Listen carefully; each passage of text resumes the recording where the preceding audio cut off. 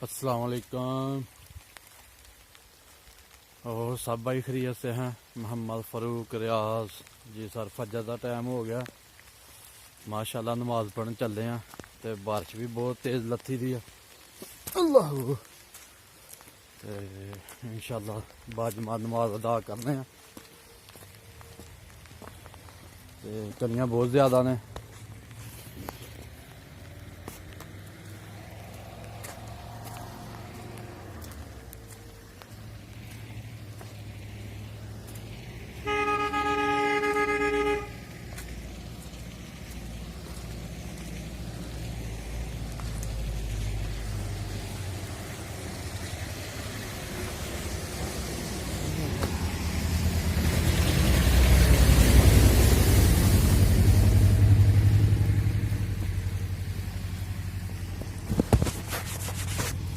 Mobile सारा गिला हो गया, कलियां नाल साफ करना।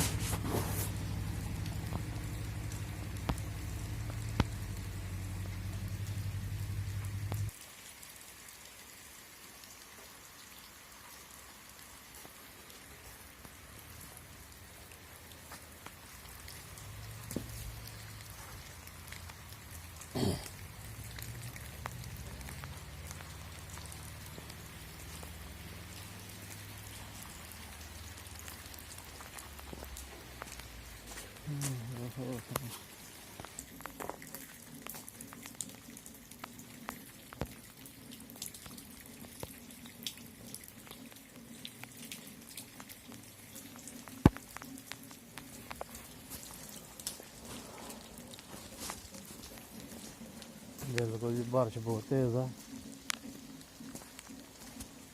मोबाइल सेकंड बाद गिला हो जाता है। बारिश जो मर्जी है, इंशाल्लाह बाजमात नमाज अदा करांगे।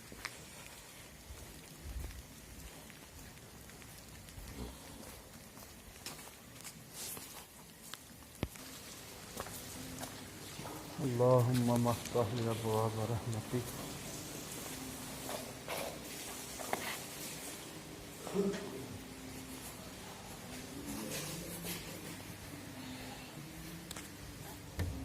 अल्लाह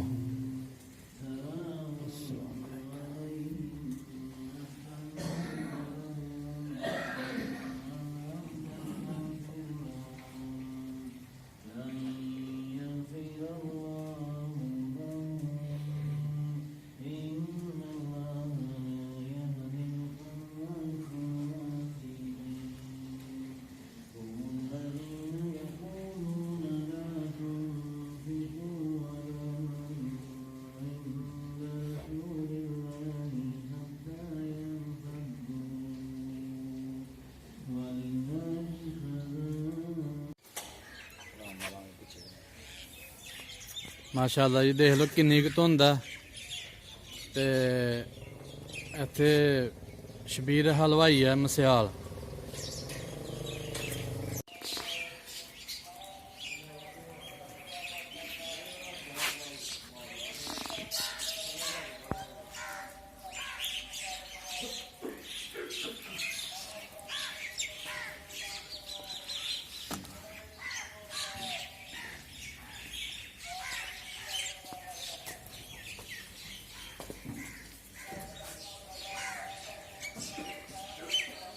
माशाल्लाह जी माशाल्लाह। अब देखो जी, फजर की नमाज पढ़ के आया तो इत्थे एक शबीर हलवाई है। तो वह सुबह सुबह जरा ना दाना पाता है। तुहाडे सामने है जी, बदल भी लथे दा, पर वह जानवरों को पता है इत्थे सवेरे सवेरे नाश्ता मिलता है। तो यह देख लो जी, किन्ने के जानवर आए हैं। हाली कुछ धारा ते बैठे दे ने, कुछ आंदे पे ने।